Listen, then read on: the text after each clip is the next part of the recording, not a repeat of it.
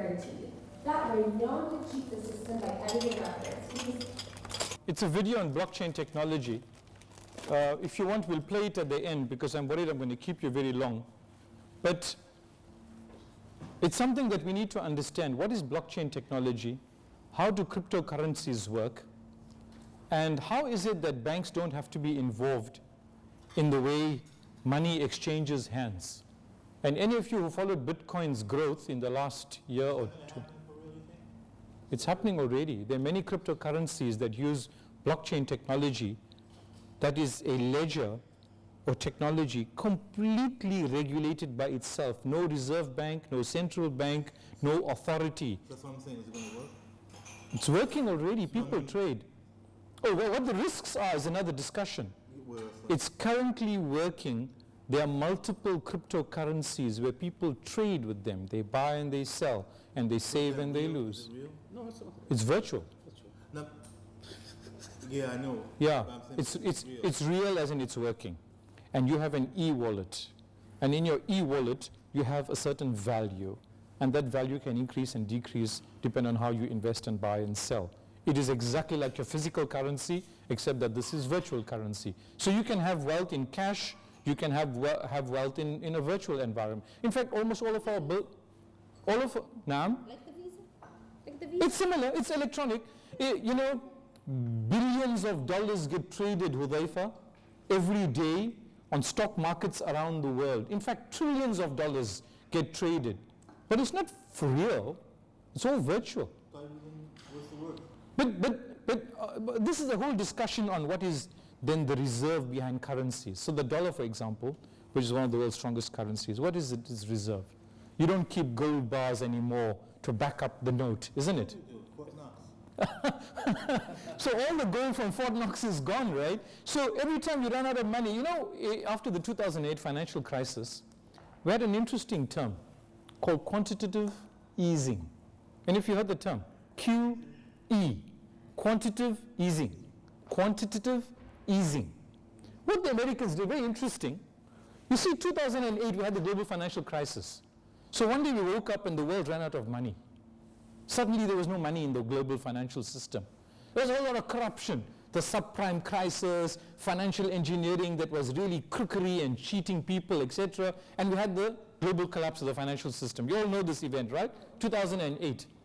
So the Obama administration came out with a nice term called quantitative easing, which means they increased liquidity into the global financial system. How do you increase liquidity? You print more money. You increase liquidity. Zimbabwe also does it, but everybody laughs at Zimbabwe. They print more money when they run out of Zim dollars. But the US did it, and it was called quantitative easing. They just print more money. It's paper-based, there's no backing for it, there's no reserve, it has no value, but the dollar continues to trade as a global reserve. Only printer. Naam? Only a printer. Oh, sorry, printer. Khalas, only printer. What is the impact then of all this technology? It's good and it's bad. One of the biggest concerns of the fourth industrial revolution is inequality. We're going to leave, Allah forbid, large parts of humanity behind who don't have access to the technology, who don't have skills for this technology, who can't master the technology or buy the technology.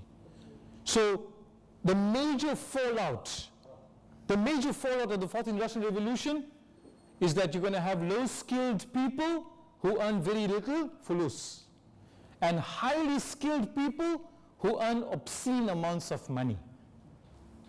So the fourth industrial revolution is going to create this massive gap in earning potential in the modern world. You are either there or you are here. And you know what's missing between these two?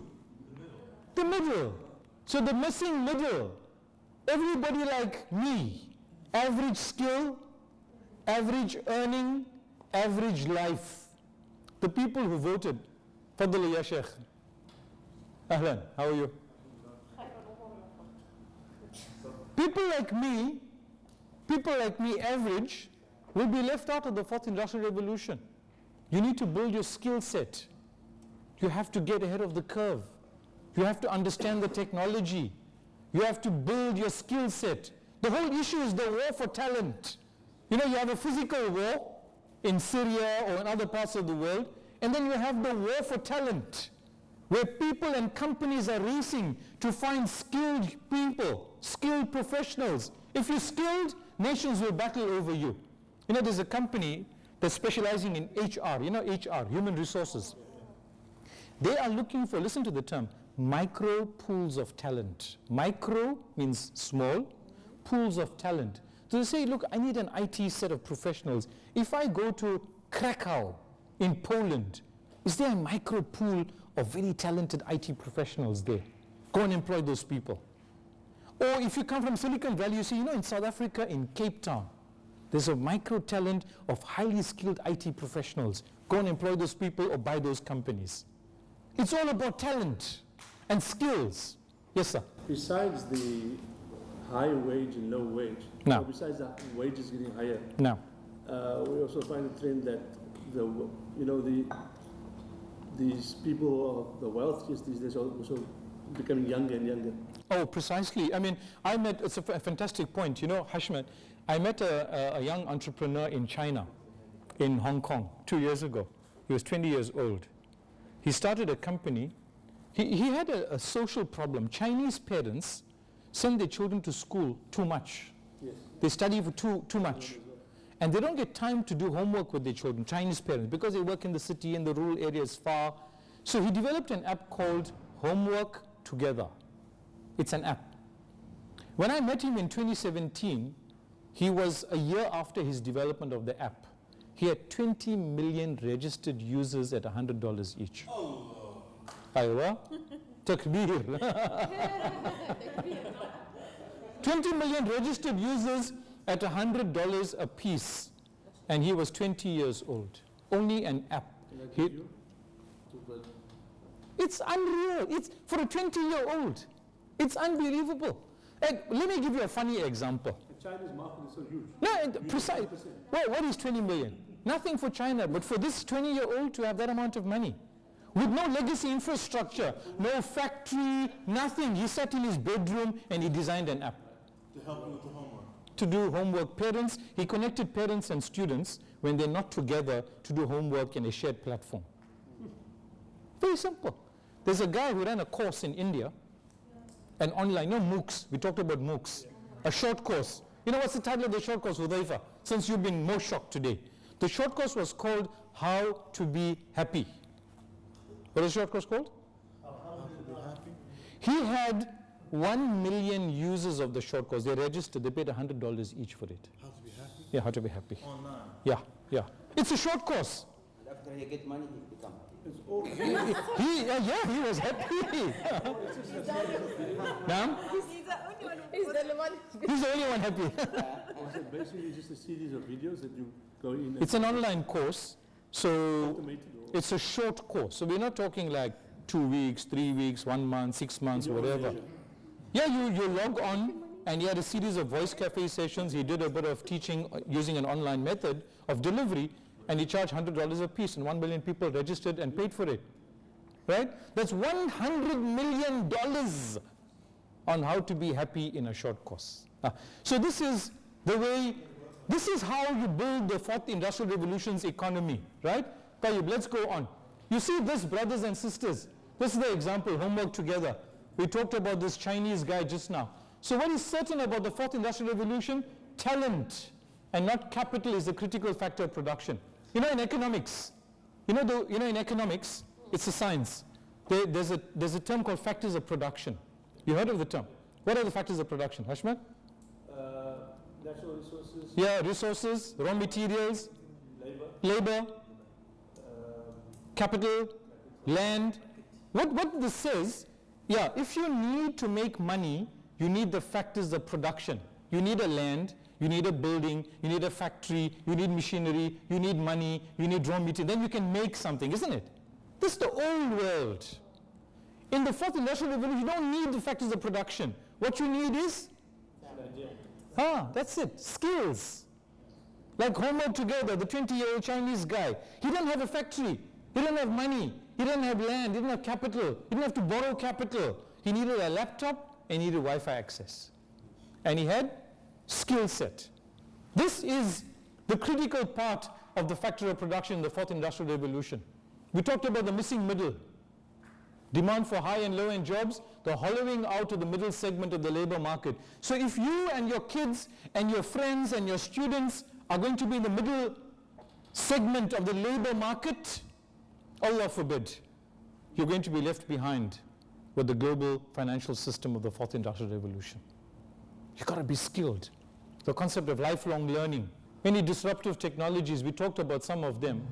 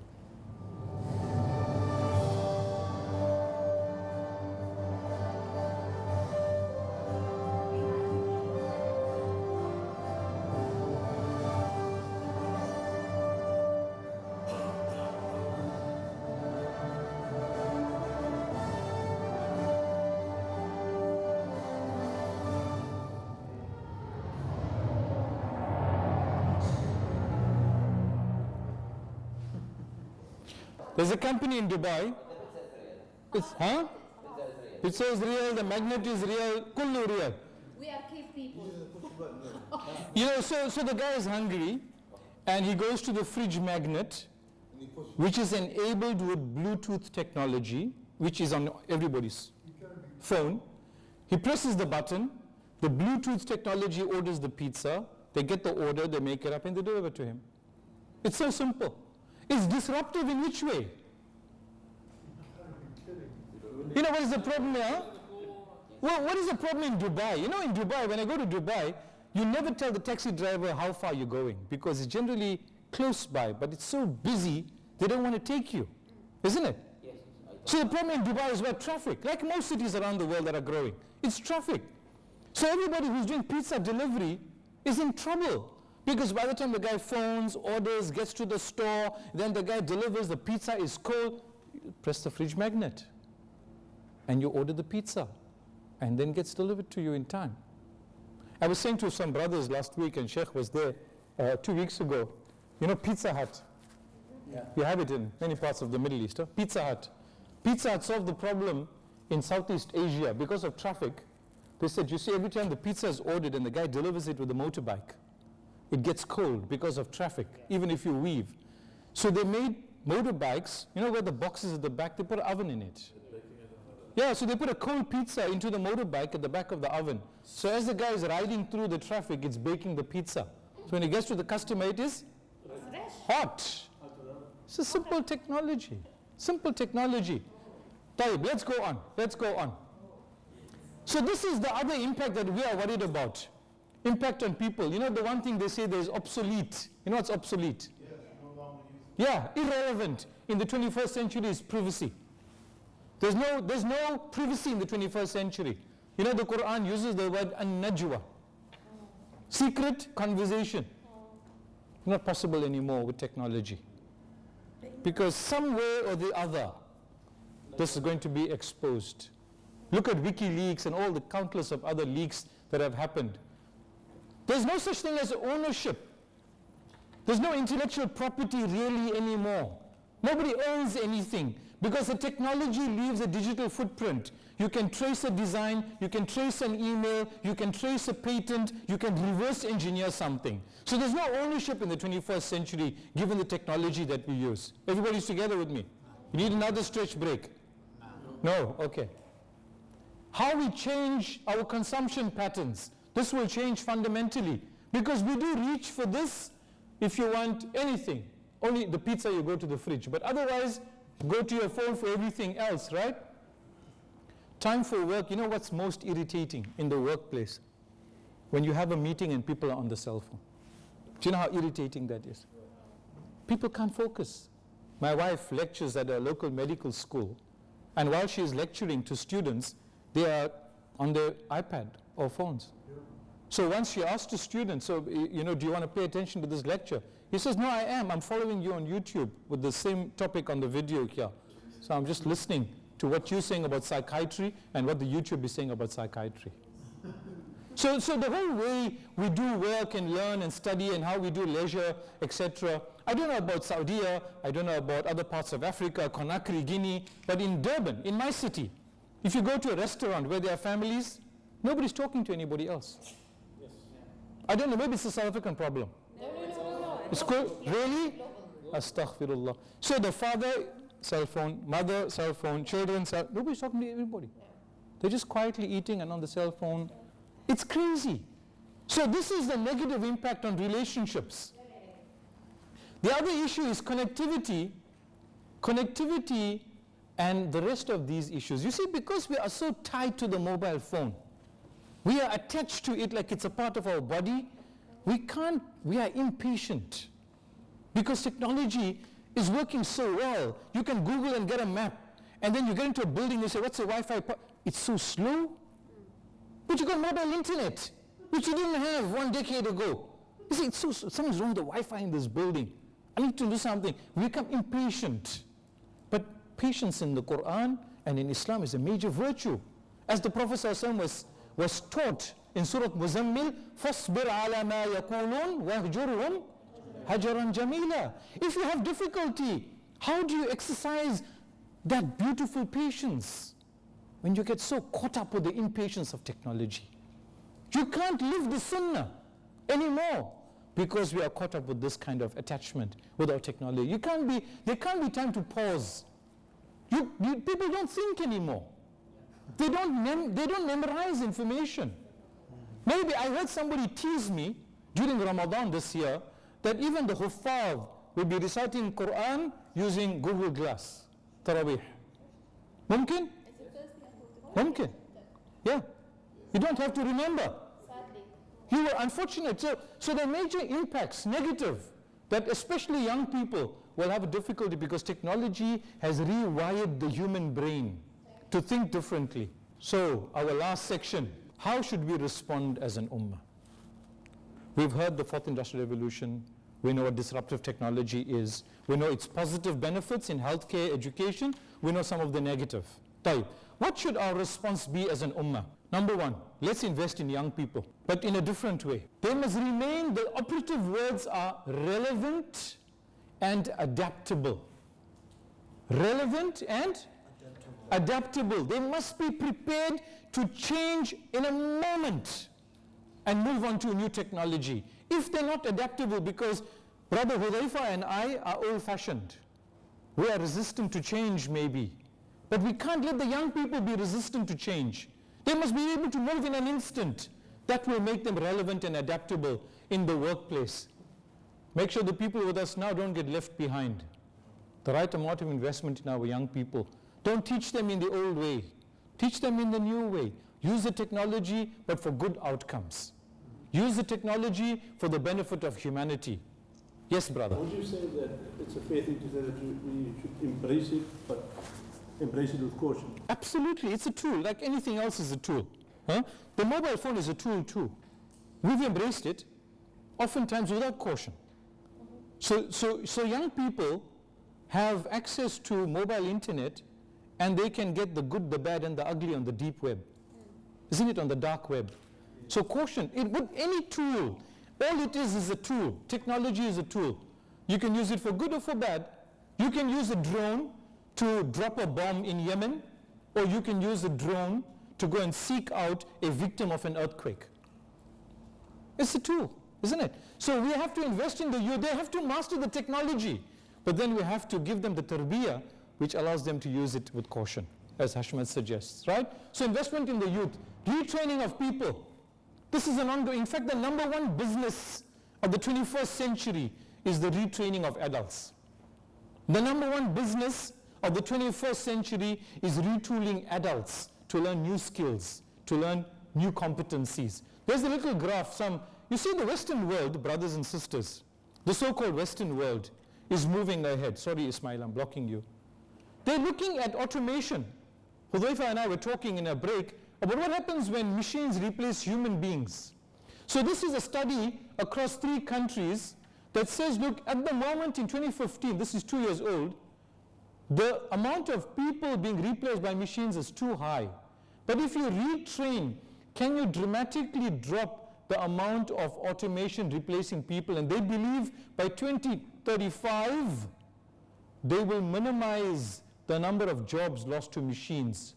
Robots will not take over all the jobs. Only if you retool people. Only if you reskill people.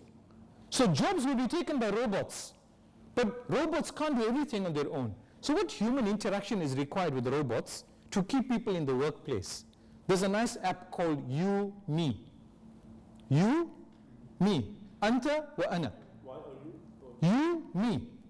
Right? You or the letter U? No, the letter U. But it means you, me. It's made from the 2 words, you and me. It's an app that makes sure that robots don't damage human hands when they work together on a little item like a mobile phone. So if Google or Apple is manufacturing the iPhone, and if a robotic arm is part of the manufacture process with a human being, then this app protects the arm of the robot damaging the human arm. Because it could easily happen. So me is now like a firewall that protects the human being from damage. Now you have to retrain people to be able to work with machines, right? So retraining of people, number 1 was what? What is the first one? The previous slide. You're also not remembering, huh? Investment in the youth. Second one, retraining people. Third one, I grew up, in this country I grew up with the statement, seek knowledge from the cradle to the grave. The concept of lifelong learning has always been part of our heritage and culture, and this is what is required now. You can't go to university, a jamia, and you think you did a 4-year degree and khalas. You are now like a PhD. Lifelong learning. Constantly be seeking out new bits of information, new skills, new competencies. You are never too old to learn, you're never too young to know. Lifelong learning.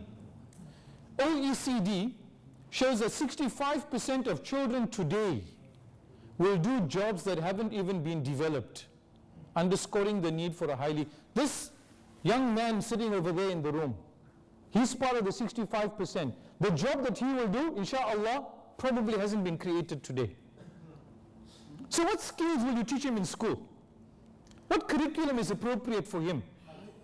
You can't teach him content knowledge. Well, this is how you build a table. You have to teach him transferable skills. If you have to build a table, that's what you need. If you have to build a drone, that's what you need. If you have to fly an aircraft, that's what you need. If you have to design a robot, that's what you need. Adaptive skills, not content skills, because content skills become outdated. Ashwan. I think what's lacking in education around the world is critical thinking. Now. And the ability to think out of the box. Absolutely. And that what you learn must be very adaptable across the board. Absolutely. So one of the 10 generic skills globally that every person should have, one of them is critical thinking, right? Emotional intelligence. How to use the head and the heart. A lot of people don't have emotional intelligence. They're very transactional. They don't know how to work with people. Critical thinking, right? Imagination, creativity, etc. So the concept of lifelong learning, not just for young people, for old people like me too. Huh? So there's an example, this is for Brother Hudhaifa. This is aeronautical engineers training. Aeronautical engineers training using a virtual reality of an aircraft. There's no need to go to a hangar. You know what's a hangar? There's no need to go to an airfield.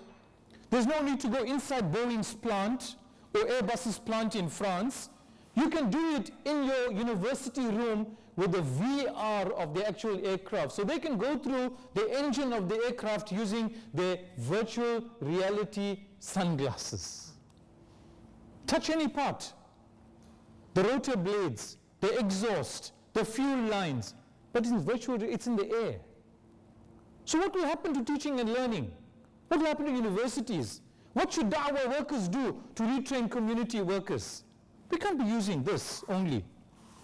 Remember, اقرأ باسم ربك الذي خلق خلق الإنسان من علق اقرأ وربك الأكرم الذي علم بالقلم. But the qalam was not used by the people of the 7th century. Am I right? At the time, the Quraysh, they were a small group of people who used al-qalam. So the Prophet ﷺ brought a technology that was not proliferating. He brought a new technology ﷺ to the people of the 7th century Arabia. So we have to go beyond what we are doing at the moment. So this is VR being used for teaching and learning. If a problem cannot be solved, you have mushkila and you cannot solve it, then you enlarge it. You see, if we think everything is, alhamdulillah, mashallah, the ummah is moving, everything is very good, shwaya, it'll come right, no worry, don't stress. You know, if you have that attitude, we'll never resolve problems. But if you enlarge it, if you make it a crisis, if you say we have to radically transform the curricula, then you'll begin to solve the problem. Okay? Like water crisis in Cape Town, so all the people That's it. and now we have good, Alhamdulillah, I hope inshallah we maintain it. And so in Cape Town, it's not just Cape Town. South Africa is water-wise, you know, it's been water scarce. Cape Town had a particular difficulty, but all parts of South Africa are water scarce. So, but when you enlarge the problem, it's a mindset issue. You begin to solve the problem, okay? If you think your children are sufficiently skilled for the 4th Industrial Revolution, I hope you are right, inshallah. But maybe not. But if you enlarge it, you say, look, what if my degree or my child's degree is irrelevant in the next 5 years? How is he or she going to succeed in their convocation or in their vocation? Then you begin to solve the problem. What other skills do you need? Go and retrain yourself, okay? I want you to think about your own organization and what then needs to be done to retrain and to take advantage of the 4th. But we'll park that for another time, inshallah. We talked about this earlier. Talent, culture, and organizational design have to be rethought. The way organizations are built around the world. You know Kodak. You heard of the term Kodak? It's a company that started 133 years ago. Today, Kodak is bankrupt.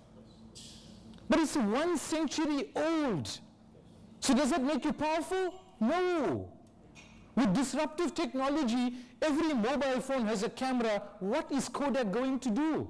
It's like Nokia. Nokia. Who has a Nokia in the room? Nobody. Allahu Akbar. Hudhaifa has Nokia. No, because he look. This my telephone. This Allahu Akbar. Not because he like it. This my work watch. He don't, maybe he feel someone will steal. ما في مشكلة. I go to Philippines, I take Nokia. Oh, okay. MashaAllah. No, I'm happy for you. I tell you why, Hudhaifa. 10 years ago, which is what year? 2008. Nokia had 40% of the global market share of mobile phones. 10 years ago. Today, Nokia has 5%. In 10 years, they lost 35% of the market share on mobile technology. So they have to rethink the whole organizational structure of Nokia because Apple and Samsung have gone ahead, right? So we have to rethink culture in organizations and even in your da'wah organizations. You have to rethink how you are structured because this is going to impact on you. You can't be doing the old stuff in the same way and expect new outcomes. You know, in engineering, we have systems thinking in engineering. Everything is a closed system. You have inputs, you have a process, and you have outputs. Now, if the inputs are the same and the process remain the same, can you have different outputs? Impossible. The inputs have to be different and the process has to be different. So in your organizations, what are the processes? What different outcomes are you looking for, right? But there's a term here, talent, the key word. I've put a little reference here. Surah 12 of the Quran is which surah? Surah 12. Surah Yusuf. Ayah number 55. When Yusuf alayhi salam is released from prison finally, you know, after all the drama. And the leader of the government of Egypt asks Yusuf to choose the ministry. You can be what you want to be. What does Yusuf alayhi salam choose? قَالَ جَعَلْنِي عَلَى خَزَائِنِ الْأَرْضِ إِنِّي حَفِيظٌ عَلِيمٌ. The operative word there is حَفِيظٌ عَلِيمٌ. He was a knowledgeable guardian. Let me replace the word with my own paraphrase. He was a competent guardian of the granaries of the land, and hence he asked for that position. So the study accountant or math. no, math. Suddenly he became the head of. Why? Because of competence. You see, he could interpret dreams. He was a Nabi. He was handsome. He could have used many other reasons. But what reason? So the lesson in Yusuf, Surah Yusuf, is people, young and old, if you have a position, let it be based on competence. You must know what you're doing. You got to be world class in what you're doing. You got to master your area. And did Yusuf alayhi salam master his area? Bi-idhnillah, he did. So there's a lesson, there's a fantastic leadership lesson in just ayah number 55 of Surah Yusuf, how your competence should be a mark of your leadership in whatever you do. Now, One of the interpretation he gave, it was tested a few years ago here in Africa, in Sudan. I don't know, so some of you know that Sudan was censured. So that فَذَرُوهُ فِي سُنبُلِهِ, hey, yes, that they leave it in the ear. yes. Sudan had so much wheat in it, but they didn't know what to do because they were censured and all these things. So Subhanallah, they used the example of Yusuf alayhi salam. So leave it in the corn until the time you use it, you only use a little of it that you need, right? So competence is the lesson. As we conclude, I think this is one of my last few slides. What is our value proposition? In marketing, we use the term value proposition. What do we have to offer as an ummah, right? We have many verses of the Quran that we speak about very often. كُنْتُمْ خَيْرَ أُمَّةٍ أُخْرِجَتْ لِلنَّاسِ تَعْمُرُونَ بِالْمَعْرُوفِ وَتَنْهَوْنَ عَنِ الْمُنْكَرِ وَتُؤْمِنُونَ بِاللَّهِ. This خَيْرَ ummah is for a purpose. You have been evolved as this community for the benefit of humanity. How then, you and I need to ask, can humanity be better because of our presence? How? Allah is going to ask us on the day of Qiyamah. He gave us the book, and we have the example that is Uswatun Hasana, and we have all of this tradition of the Kutub. How did you benefit humanity? What was your role?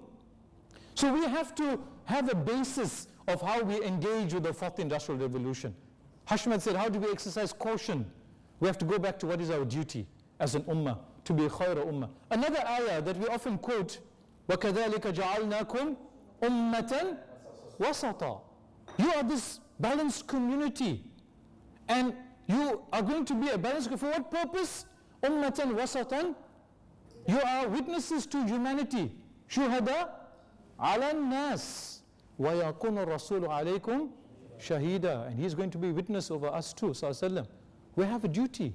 We are duty bound to make the fourth industrial revolution or any other event in the external environment. We have to translate that into benefit for humanity. We have to be restless. We have to keep ourselves up until, there's a lovely story in the seerah. The Prophet ﷺ once asked one sahabi to recite for him the Quran, Abdullah bin Mas'ud radiallahu anh. And Abdullah bin Mas'ud was very surprised. He said to, O Prophet of Allah, should I recite to you even if it was revealed to you? You are the recipient of the Quran. And what did Abdullah recite radiallahu anh? He recited Surah Nisa. And there came a point when the Prophet ﷺ indicated that he should stop reciting. And what was he doing? He was crying. And what is the ayah at which he stopped? Ayah number 41 of Surah Nisa. Wow, this is it. And when the Prophet ﷺ heard this ayah, the weight and the burden when Allah will gather all the nations of the world and He will bring him ﷺ as a witness over these nations. The weight of that responsibility moved him to tears, but he was reciting this ayah regularly. We should have that kind of restlessness as we go through this. You see this wasatiyya, this moderation, because there can be extreme benefits and extreme harms. Who are the experts in wasatiyya except this ummah? How do we then bring balance to humanity? How do we say to the technology companies, this is the way it should be deployed? How do we train our young people to say, that can be dangerous, but you make it good for humanity? Who is thinking wasatiyya? We're not into capitalism. we're not into socialism, we're not into communism. We're khayra ummah. We have all this benefit of technology. How do you bring balance for humanity? There's many parts of the Quran that we can go through. You know, this last bullet I will talk about, you know this hadith of Prophet ﷺ, if you knew the hour was coming, as-sa'a, and you had a palm seedling in your hand, what do? Go and plant it. It's a fantastic psychology in the Sunnah. There's no fatalism in Islam. You know what's fatalism? Huh? You think, okay, it's all going to be damaged. What's the point of making any effort? I'm just going to sit here and khalas, I make dua now. No, but even in the critical hour of as-sa'a, you have to act. You have to do good. Now, you have to hope, but you have to hope and act at the same time. So the action is to move, and don't accept fatalism. We can say, well, khalas, now the Silicon Valley is wrecking up humanity, all this technology we don't understand, we're just going to go and sit in like Ghar Hira. You have to act, go plant that seedling. Although the Quran says, كُلُّ مَنْ عَلَيْهَا فَانٍ, it will all be destroyed. You still have to act, because your job is to act. Now, okay, so let's move on. These elements are about our mindset, how we approach the environment we find ourselves in. You know what this is? What is this? It's not a trick question. What is this? It's a dead leaf. And you know, in the fall, as the Americans call it, or in autumn, you get how many dead leaves around the world? Countless. Billions and billions of dead leaves fall, and Allah says in the Quran, every leaf that falls is by His permission. Subhanallah. But why am I showing you a dead leaf? You know, there's a beautiful set of verses in the Quran. One of them is in Surah Baqarah, in the second juz. إِنَّ فِي خَلْقِ السَّمَاوَاتِ وَالْأَرْضِ وَاخْتِلَافِ اللَّيْلِ وَالنَّهَارِ وَالْفُلْكِ الَّتِي تَجْرِي فِي الْبَحْرِ بِمَا يَنْفَعُ النَّاسِ. It continues. Allah is talking about the alternation of night and day, life and death. And this whole, the spirit of that ayah and the theme in that ayah is what? Renewal and change. And this ummah has to become very comfortable with renewal and change. Tajdeed. We have to master this. Allah is showing us in nature. Every day the sun rises in the east and it reaches its peak, and then by the end of the day it sets. And the sun seeks permission one day to rise again, the next day to set, and until there comes a time when Allah will not give it permission to rise again. May Allah protect you and I on that day. Every day you see it. The seasons, spring, summer, autumn, winter, dead, leave, live again, rain comes, brings back everything green. We don't think, why is Allah showing us this in the environment? What is the concept of renewal in our lives as an ummah? How do we get better? What's the next iteration for this ummah? Right? So we have to absorb the concept of the Quran of renewal so that we can see things beautifully again. Can't become hopeless, but we have to renew ourselves. And you renew yourself by renewing your thinking. There's a little picture here to conclude.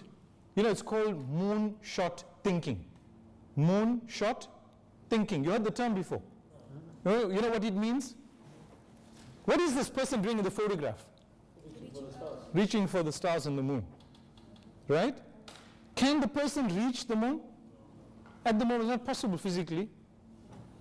But moonshot thinking is, can you set the bar so high that you get far as you humanly can? Don't set the bar low to jump over it, because you can just